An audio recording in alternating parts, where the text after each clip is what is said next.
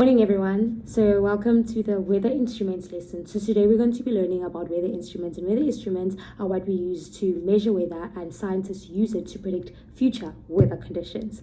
So let's begin. First instrument we're going to learn about is the weather vane, and the weather vane is used to measure wind direction. Fun facts about wind direction: we don't measure where the wind is blowing to, but where it's coming from. So what happens with the weather vane is it usually has a very funny figure. It's located at the top of the house. The arrow is the one that changes. The north, the west, the south, and the east doesn't change. So the arrow will rotate according to the direction in which the wind is blowing to, and that's when we can see where the wind is blowing to.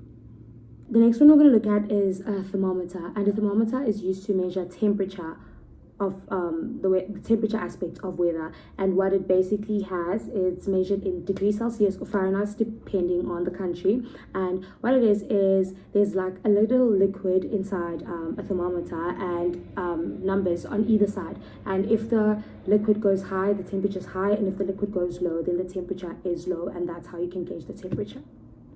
Then we also get an instrument called the anemometer, and an anemometer is used to measure wind speed. It has little cups at the top, and the faster the cups rotate, the faster the wind is blowing, and slower the wind rotates, the slower the wind is blowing. Now, it can be measured in miles per hour or knots, and that is wind speed. So we also get something called the rain gauge, and the rain gauge is an instrument that measures precipitation within the form of rain, hail, or snow, and it is a unit of measurement with a small opening where you put it in the middle of a place, and as it rains, there's numbers on the sides, and you can tell how much a place has gotten rain or not gotten rain by the amount of water that occupies the unit of measurement. So a higher number would predict floods, and a lower number would predict for droughts.